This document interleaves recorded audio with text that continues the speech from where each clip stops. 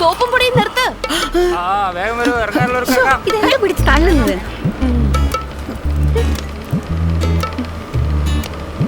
കുഞ്ഞെ Ray-Ban theatre ഒന്ന് ഇറക്കി വിടണേ. ഇനി 6 സ്റ്റോപ്പും കൂടി ഉണ്ട്, അവിടെ പോയിരിക്കേ. ഒന്ന് മാറിക്കേ. എനിക്കിറങ്ങാൻ ഇനി 6 സ്റ്റോപ്പും കൂടി ഉണ്ട്. എന്താ വാ വിളിക്കുന്നേ? 7 എണ്ണത്തിനെ പറ്റവളെ എണീപ്പിച്ചിട്ട് നീ ഇവിടെ ഇരിക്കുകയാണല്ലേ? ശരി, എന്താ ഇങ്ങ ഇരുന്നോ? പറഞ്ഞതിന് നന്ദി. നീ തന്നെ അങ്ങ് ഇരുന്നു. താങ്ക്സ്. എന്താ ഇഡ്ലി കച്ചവടമൊക്കെ? ഒന്നും കാണുന്നില്ലല്ലോ. ഓ, ഇന്നത്തെ കാലത്ത് ആരാ ഇതൊക്കെ തിന്നുന്നേ? എല്ലാവർക്കും പിസയും ബ്രെഡും ബർഗറും ഒക്കെയാ വേണ്ടേ. ഞാനൊരു ജൗളിക്കട മുതലാളിയുടെ വീട്ടിൽ വേല എടുക്കുക. ചെന്ന് കയറിയ ഉടനെ എനിക്ക് സാൻഡ്വിച്ചാ തരുന്നേ. സ്റ്റോപ്പ് സ്റ്റോപ്പ്, വണ്ടി ഓഫ് ആക്ക്.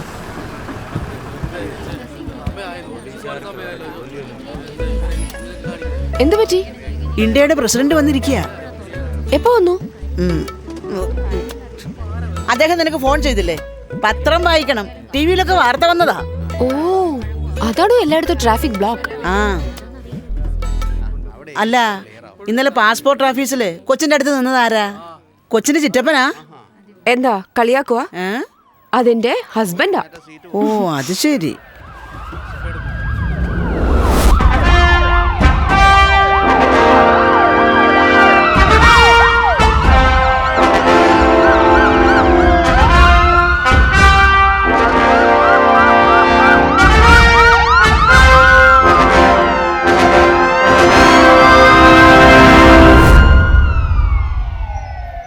നിങ്ങൾക്ക് ഇന്റർവ്യൂവിന് പോകണമെങ്കിൽ ലീവ് എടുത്തിട്ട് പോകണം. നിങ്ങളുടെ സൗകര്യത്തിനൊന്നും അവിടെ ഇത് നിയമസഭയൊന്നുമല്ല. സോറി സർ, എല്ലാ സ്ഥലത്തും ഭയങ്കര ട്രാഫിക്, റോഡ് മൊത്തം ബ്ലോക്ക്. മെട്രോയുടെ പണി തീരുന്നത് വരെ അങ്ങനെയൊക്കെ ആയിരിക്കും. വേണമെങ്കിൽ 2 വർഷത്തേക്ക് ലീവ് എടുത്തോളൂ. ഇതെന്നാലും ക്ഷമിക്കാം. തങ്കപ്പെന്ന് എഴുതേണ്ട സർട്ടിഫിക്കറ്റിൽ തങ്കപ്പെണ്ണെന്ന് എഴുതി ആണിനെ പെണ്ണാക്കുന്നു, പെണ്ണിനെ ആണാക്കുന്നു. അയാൾ രാവിലെ വന്നിട്ട് ചൂടായിട്ടാണ് പോയത്. ഒരു ഫയൽ പോലും മര്യാദയ്ക്ക് നോക്കുന്നില്ല. എല്ലാ ഫയലും വലിച്ചു വരെ ടേബിളിൽ വെച്ചിട്ട് അതിൽ കിടന്ന് നല്ല പോലെ ഉറങ്ങും. That's A limit for everything. നമ്മളെ ഓഫീസിൽ ജോലി ചെയ്യുന്ന ഒരാൾ തന്നെ കുറിച്ച് കംപ്ലൈന്റ് ചെയ്യുക. പ്രായം കുറെ ആയില്ലേ, ഇനി ഉത്തരവാദിത്തമില്ലെന്ന് പറഞ്ഞാൽ അങ്ങനെ. ഇനി നിങ്ങളെ കുറിച്ച് വല്ല കംപ്ലൈന്റും വന്നാൽ definitely I will take action. Excuse me sir, may I come in? നിങ്ങൾക്ക് പോകാം. യെസ്. ആ പിശാച് റാണിയാണെന്നാ തോന്നുന്നേ.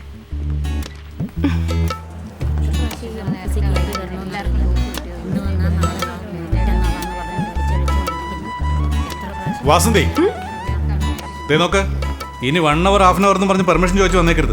ഇയാൾ കാരണം എന്റെ പണി പോകുന്ന തോന്നണം. ആ സൂപ്രണ്ട് ഒരു നല്ല മനുഷ്യനായതുകൊണ്ട് തൽക്കാലം രക്ഷപ്പെട്ടു, അല്ലെങ്കിൽ പണി ബാപ്പനും കൂടെ ആയനെ. Sorry sir. ആ ചെല്ല് ചെല്ല്.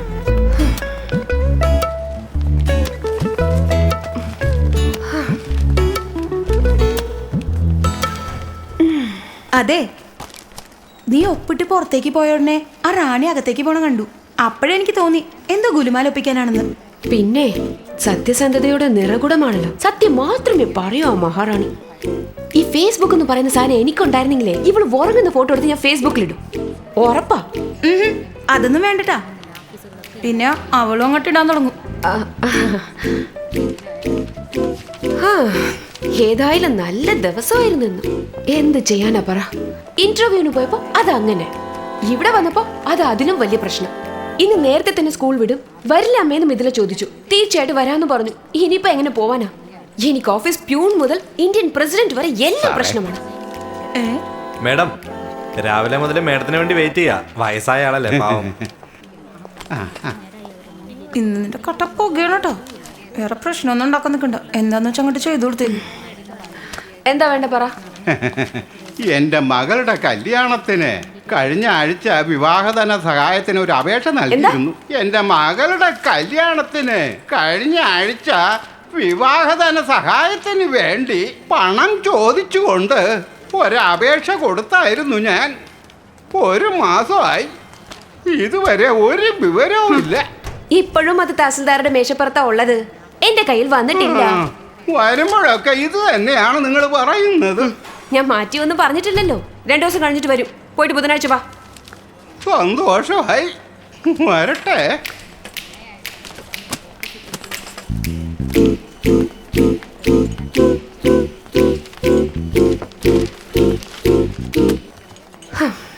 തന്റെ പേരെന്താ? ഞാൻ അങ്ങ് മാറുന്നു. ജയചന്ദ്രൻ.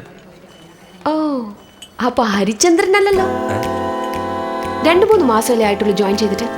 ഞാനിവിടെ 14 വർഷമായി കേട്ടോ. ഇത് ഡിപ്പാർട്ട്മെന്റുമായി ബന്ധപ്പെട്ട എൻക്വയറിയാണ്. Please keep it confidential. Okay. Thank U.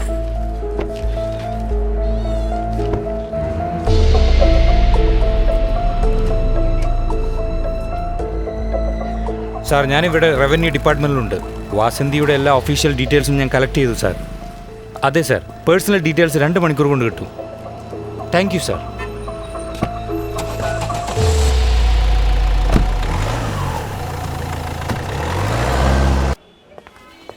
എന്തിനാ ഇവിടേക്ക് വരാൻ പറഞ്ഞു? ധൃതി വെക്കാതെ ഞാൻ പറയാം. പെട്ടെന്ന് പറഞ്ഞ ആ ത്രില്ലങ്ങ് പോകും. Today is a big day. വാ.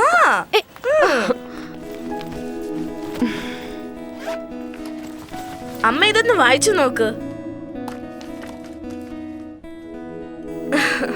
അമ്മയ്ക്ക് കാഴ്ച കുറഞ്ഞെന്നാ തോന്നുന്നേ. എന്തായാലും വേഗം കണ്ണട വെച്ചോളൂ. പൊടി. Hi Mithila. Hi. Hi aunty. വാടാ, നമുക്ക് ആ ലാസ്റ്റ് ടേബിളിൽ ഇരിക്കാം. ഏതാടി അങ്കിൾ ബൻ?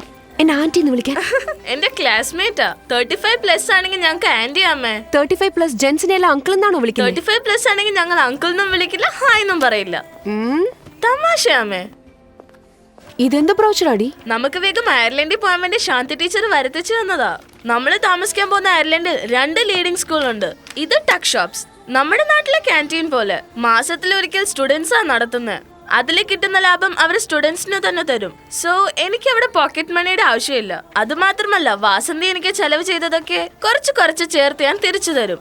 ഇത് വായിച്ചു നോക്കാമേ. ഹൈസ്കൂൾ ലെവലിൽ തന്നെ ദേ ആർ ഓഫറിംഗ് 3 സ്ട്രീംസ്. അതിൽ പ്രധാനം നമ്മൾ എല്ലാവരും ഒന്നിച്ച് അയർലൻഡ് പോകുമോ എന്നറിയില്ല.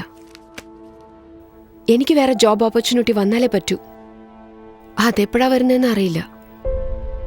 ഇന്റർവ്യൂവിൽ എനിക്ക് പ്രായം കൂടുതലാന്ന് പറഞ്ഞ് എന്നെ റിജക്ട് ചെയ്തു. Madam,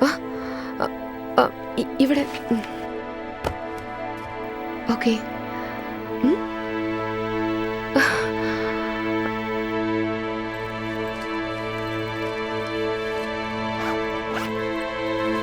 മിത്തി, മിത്തി.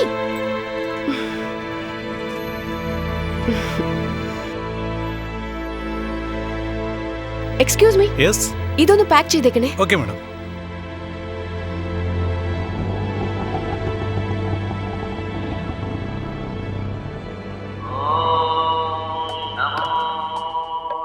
Sir, incoming call. Girija Srinivasan. Hello. Many more happy returns of the day. Thank you Girija. Sorry Vasanthi. ഓ, ഇന്നാണല്ലേ ബർത്ത്ഡേ. God bless. പിന്നെ 16-ന് ജനിച്ചവർക്ക് കുഴിമടിയരാന്നാ പറയാറുള്ളത്. ആണോ? അതെ സർ. എന്റെ ബർത്ത്ഡേയും ഇന്നാ. Sorry sir, many many happy returns of the day. Happy birthday sir. Thank you. ഇങ്ങനെ ഒരു ബർത്ത്ഡേ വരാതിരിക്കുന്നതാണ് നല്ലത്. എന്റെ ജീവിതത്തിൽ ഒരു വൃത്തിയായിട്ട ദിവസം ഉണ്ടെങ്കിൽ അത് ഇന്നാ. ശരി, അതൊക്കെ അവിടെ ഇരിക്കട്ടെ. നീ ഏതാണ്ട് ചോദ്യത്തിന് ഇന്റർവ്യൂവിന് മര്യാദക്ക് ആൻസർ ചെയ്തില്ലല്ലോ. അതെ, അതിനെന്താ? അതൊക്കെ നോണേണ്. നിനക്ക് വയസ്സ് കൂടുതലായതുകൊണ്ടാണ് ഇന്റർവ്യൂന്ന് റിജക്ട് ചെയ്തേന്ന് ആ റാണി ഓഫീസിൽ മുഴുവനും പറഞ്ഞോണ്ടിരിക്കണേന്. അവള് നടു ഒടിഞ്ഞ് താഴെ വീഴണം, മുൻപല്ല 2 പൊട്ടണം. ഇന്റർവ്യൂ ബോർഡിൽ അവളുടെ കസിൻ ആരാണ്ടുണ്ടെന്ന്. നിനക്ക് 40 വയസ്സായതുകൊണ്ട് ഇനി നിനക്ക് അയർലാൻഡിലോട്ട് പോകാൻ പറ്റില്ലെന്ന് അവൻ പറഞ്ഞെന്നാണ് അവള് പറയണത്. ആർക്കാടി 40 വയസ്സ്? അവക്കാ 40 വയസ്സ്. 40 അല്ല, 47 വയസ്സ്. ബ്യൂട്ടി പാർലറിലൊക്കെ പോയി 10 വയസ്സ് കുറച്ച് നടക്കണേന്. Hello hello hello Vasanthi. Hello.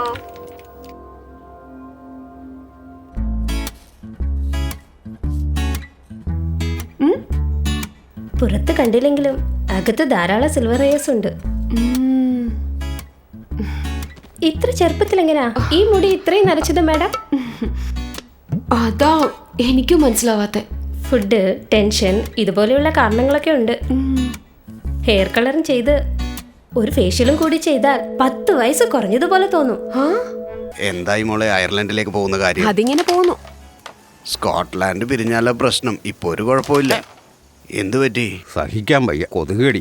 ഇങ്ങനെ കാട് പിടിച്ച് കിടന്നാ പിന്നെ കൊതു വരില്ലേ? ഒക്കെ ഉണങ്ങിപ്പോയല്ലോ, ശ്രദ്ധിക്കാറില്ലേ? സമയല്ല സർ. മോക്ക് തോന്നിയ അവള് വെള്ളം ഒഴിക്കും. ഇപ്പൊ അവളും വിട്ട്. ഒന്ന് ശ്രദ്ധിച്ചാ വീട്ടിലേക്കുള്ള പച്ചക്കറിയെങ്കിലും കിട്ടില്ലേ? മോളിൽ കുറച്ച് ജോലിയുണ്ട്, അതൊന്ന് ശരിയാക്കണം. അഗ്രികൾച്ചർ ഓഫീസിൽ എനിക്ക് അറിയാവുന്ന ഒരാളുണ്ട്, പറഞ്ഞു വിടട്ടെ? ശരി മോളെ, എന്നാ പിന്നെ പറയാം. കാട്ടി നിന്നെ പോലുള്ള നീരാളികളുടെ ഉപദേശം എന്റെ കുഞ്ഞിനെ എനിക്ക് നഷ്ടപ്പെടാൻ കാരണം. കുട്ടി അവളുടെ നമുക്ക് മനസ്സിലായോ? ലക്ഷ്മി പറഞ്ഞായിരുന്നു. ലക്ഷ്മി പത്മിനിയോട് പറയുന്നത് അവൻ അടുത്ത റൂമിൽ നിന്ന് കേട്ടു. എന്നിട്ട് പക്ഷെ അവൻ അറിഞ്ഞ ഭാവം കാണിച്ചില്ല. ഒന്ന് ശബ്ദം കുറയ്ക്കുന്നുണ്ടോ? നിങ്ങൾ രണ്ടുപേരും മാത്രം കേട്ടാ മതി. ശോ, ഈ വീട്ടിൽ പഠിക്കാനും സമ്മതിക്കില്ല. സ്കൂള് വിട്ട് വന്ന ഉടനെ ബാഗ് എടുത്തങ്ങോട്ട് വലിച്ചെറിഞ്ഞു. ചെരിപ്പുരുട്ടി കാലം കൊണ്ട് തട്ടിത്തെറിപ്പിച്ചു. എന്താണ് ഇവ ചോദിച്ചപ്പോ പറയാ നിങ്ങളുടെ ജോലി നോക്കാനെന്ന്. ഇങ്ങനെ വിട്ടാലുണ്ടല്ലോ നാളെ നിന്നെ ആയിരിക്കില്ലാനും കുറ്റം പറയാ. ഞാൻ പറയുന്നത് സത്യമാ. അയ്യോ ഇതെന്താണ് ഇത്? ഞാൻ അവളോട് പോയി ചോദിക്കട്ടെ. എനിക്ക് 36 വയസ്സായി. അത് എന്റെ കുറ്റമൊന്നുമല്ല. ഈ കാലചക്രം എന്ന് പറയുന്നൊന്നുണ്ട്. അത് കറക്കുന്നത് ഞാനല്ല. നീ ഇങ്ങനെ മുഖം വീർപ്പിച്ചിരിക്കുന്നതുകൊണ്ട് എന്റെ പ്രായം കുറയാൻ പോകുന്നില്ല. 36 വയസ്സിലൊന്നും അല്ല ഞാൻ നിന്റെ അമ്മയായത്. 23 വയസ്സിൽ ഞാൻ നിന്റെ അമ്മയായി. അല്ല, അറിയാഞ്ഞിട്ട് ചോദിക്കുക. ഇപ്പോഴാ അച്ഛനും മോളും അയർലാൻഡ് എന്ന് കുതിക്കുന്നേ. കഴിഞ്ഞ വർഷം അയർലാൻഡ് കണ്ടുപിടിച്ചിരുന്നെങ്കിൽ ഒരു പ്രശ്നം ഉണ്ടാവില്ലായിരുന്നല്ലോ. അമ്മയോട് ഇതൊക്കെ പറഞ്ഞാൽ മനസ്സിലാവില്ല. നീ എന്തിനാ ഇപ്പൊ ചൂടാവുന്നേ? പിന്നെ ഒരു ഡ്രീം നഷ്ടപ്പെടുമ്പോഴുള്ള സങ്കടം എന്തെങ്കിലും ഒരു ഡ്രീം ഉണ്ടായവർക്കേ മനസ്സിലാവും. 13 വയസ്സിൽ നിനക്കെന്താ അത്ര ഡ്രീം? ഞങ്ങളുടെ കാലത്തിൽ 1-2 മാത്രമേ തലതിരിഞ്ഞു പോകൂ. ഇപ്പൊ എല്ലാം തലതിരിഞ്ഞു പോയി. ഇന്റർനെറ്റ് കാരണം.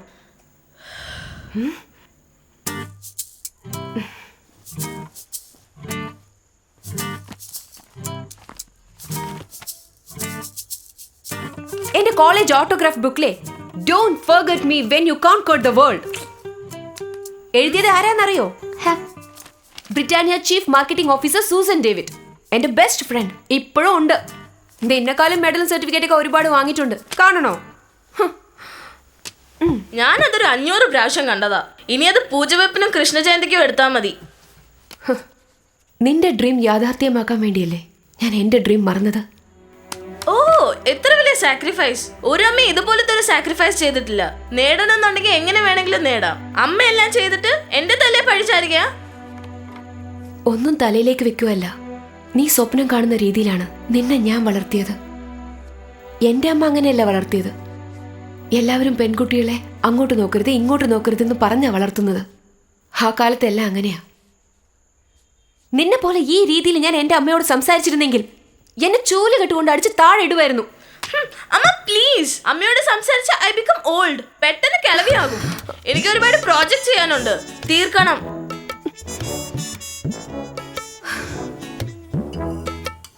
വിട്ടുകളഞ്ഞേക്ക്. അവള് ദേഷ്യം വന്നപ്പോ പറഞ്ഞായിരിക്കും. പിന്നെ നിന്റെ അല്ലേ മോള്, അപ്പൊ ആ ഗുണം കാണിക്കായിരിക്കും. അവൾ എന്റെ മോളല്ല, കുട്ടി പിശാച. നല്ല ടേസ്റ്റ് ഉണ്ടല്ലോ. എന്നാ നീയും കുറച്ച് കഴിച്ചോ. അതെന്താ അങ്ങനെ ഒരു പുതുമ? ഞാൻ നല്ല 1-ാം തരം കേക്ക് കഴിച്ചു. ഈ കഴിക്കുന്നതേ നമ്മുടെ ടെറസിൽ വളർന്നതാ.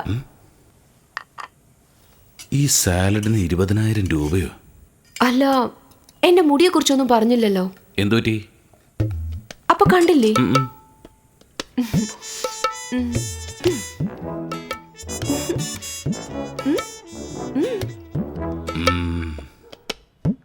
നന്നായിട്ടുണ്ട്.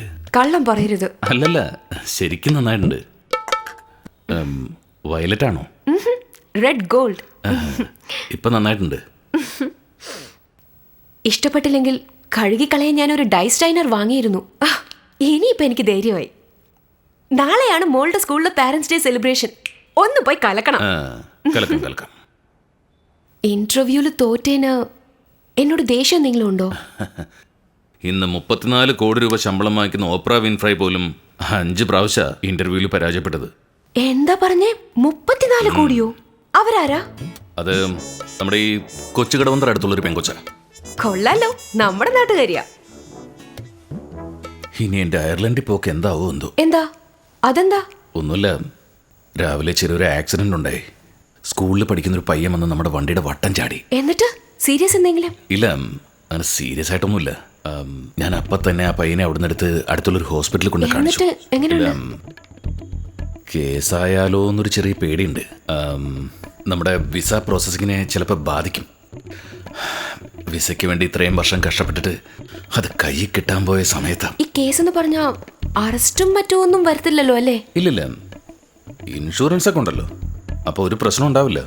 എന്നാലും വിസയുടെ കാര്യം ആലോചിക്കുമ്പോൾ എനിക്കൊരു പേടിയുണ്ട്. അച്ഛൻ്റെ ലൈസൻസ് ഉണ്ടായിരുന്നെങ്കിൽ അച്ഛനാ വണ്ടി ഓടിച്ചെന്ന് പറഞ്ഞ് ആ ലൈസൻസ് കൊടുത്താൽ മതിയായിരുന്നു. എല്ലാവർക്കും നല്ലത് വരണമെന്ന് വിചാരിച്ചുകൊണ്ടല്ലേ ഞാൻ ഇത്രയും നാളും കഷ്ടപ്പെട്ടത്. ഭാഗ്യം എന്ന് പറഞ്ഞാൽ എന്താണെന്ന് പോലും അറിയാൻ പറ്റാത്തൊരു ജീവിതമായിപ്പോയി എൻ്റെ. ഞാൻ ഓടിച്ചെന്ന് പറഞ്ഞാലോ?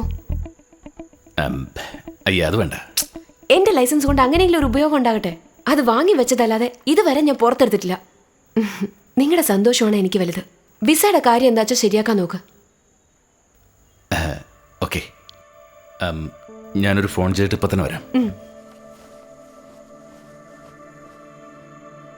ആ ഹലോ, എടാ ഞാനാ. നമ്മൾ പറഞ്ഞ പോലെ തന്നെ ചെയ്യാം. വാസന്തിക്ക് ഒരു പ്രശ്നമില്ല, പക്ഷേ അവൾക്ക് വേറെ പ്രശ്നമൊന്നും വരാത്ത രീതിയിൽ കൈകാര്യം ചെയ്യണം. Thank you.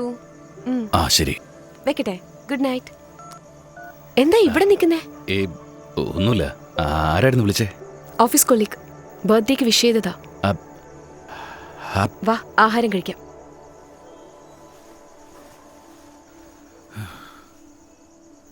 ആകാശവാണി തിരുവനന്തപുരം നിലയം. നിങ്ങൾ ഇതുവരെ കേട്ടത് ബഹുമാനപ്പെട്ട രാഷ്ട്രപതിയുടെ പുതിയ തീരുമാനങ്ങളെക്കുറിച്ചും അവ ജനങ്ങളിലേക്ക് എത്തിക്കുന്നതിനെക്കുറിച്ചും സംസ്ഥാനത്ത് നടക്കാൻ പോകുന്ന ഏറ്റവും വലിയ മാരത്തോൺ മത്സരത്തിൽ എല്ലാവരും പങ്കുചേരേണ്ടതിന്റെ ആവശ്യകതയെക്കുറിച്ചാണ് നമ്മൾ ഇതുവരെ സംസാരിച്ചത്. ഇനി അല്പസമയത്തിനുള്ളിൽ കാലാവസ്ഥാ പ്രവചനം കേൾക്കാം.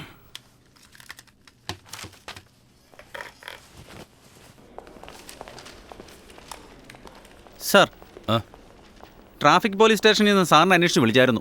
കോൺടാക്ട് ചെയ്യാനായിട്ട് നമ്പർ തന്നിട്ടുണ്ട്. ഇതാ. നമസ്കാരം, ആകാശവാണി നിലയം. ആ പറയൂ സാർ. ഹലോ, ഞാൻ സന്തോഷ് റാമാണ് സംസാരിക്കുന്നത്. സ്റ്റേഷനിലേക്ക് വിളിക്കണമെന്ന് പറഞ്ഞ് നമ്പർ കൊടുത്തിരുന്നല്ലോ.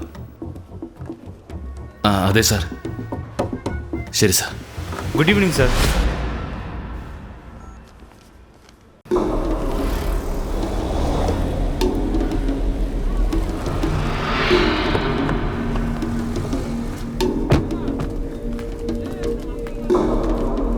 സൗത്തിൽ നിന്ന് വൈറ്റിൽ വരെ ട്രാഫിക് ബ്ലോക്കാണ്. അത് വേഗം ക്ലിയർ ചെയ്യേ. കറക്റ്റ് 4 മണിക്ക് തന്നെ പ്രസിഡന്റ് രാജ്ഭവനിലെത്തും. ഓവർ. എഴുതിയായിരുന്നോ? ഇനി സൈൻ ചെയ്യണം. സ്റ്റീഫൻ സാറിനെ കാണാൻ വേണ്ടി. ആ സാർ. സർ നമസ്കാരം സർ. ഞാൻ സന്തോഷ് റാം. വേഗം പോ. വായി തന്നെ നോക്കിക്കൊണ്ട് നിൽക്കുകയാണ്. എനിക്ക് വേറൊരു പണിയില്ലേ? ആ എന്താ? ഞാൻ സന്തോഷ് റാമാണ് സർ. ആക്സിഡന്റ് കേസാണോ? അതെ സർ. ഇതാരാ? അതെന്റെ വൈഫാണ്. ഈ കാണുന്ന ആരാ? ഞാനാണ് സർ. ലൈസൻസ് നോക്കാറില്ലേ? ഈ പാസ്പോർട്ട് ഉണ്ടോ? 18ാമത്തെ വയസ്സിൽ എടുത്തതാ. ഡേറ്റ് കഴിഞ്ഞിട്ട് 2 വർഷമായി. ആക്സിഡന്റ് നടന്നപ്പോൾ സാർ ഇവിടെ ആയിരുന്നു? ഞാൻ വണ്ടി തന്നെ ഉണ്ടായിരുന്നു സർ. വീട്ടിൽ കുക്കിംഗ് ഒക്കെ ആരാ? ഞാനാ സാറേ. ഹൗസ് വൈഫ് ആണോ? അല്ല സർ, ഞാൻ റവന്യൂ ഡിപ്പാർട്ട്മെന്റിൽ വർക്ക് ചെയ്യാം. ജോലിക്കും പോകുന്നുണ്ട്, അടുക്കളപ്പണിയും ചെയ്യുന്നുണ്ട്, കാർ ഓടിക്കുന്നുണ്ട്. അല്ല, അപ്പൊ ഈ സാറിന് എന്തുവാ ജോലി? സർ, ഞാൻ ഓൾ ഇന്ത്യ റേഡിയോയിലാണ് വർക്ക് ചെയ്യുന്നത്. ഇൻസ്പെക്ടർ രാമോഹൻ സാറിന്റെ ഫ്രണ്ടാണോ? ആ റിപ്പോർട്ടർ ഇവിടെ ഉള്ളവർക്കെല്ലാം ഫ്രണ്ടാ. ഇതാ നോക്ക്, ഇത് കേസായി. RTI crime. ഈ കുറ്റത്തിന് 3 വർഷം തടവെന്നാണ് നിയമത്തിലുള്ളത്. ഇനി നിങ്ങളുടെ പുറകെ പത്രവും ടിവിയും കോടതിയും ഒക്കെ വരും.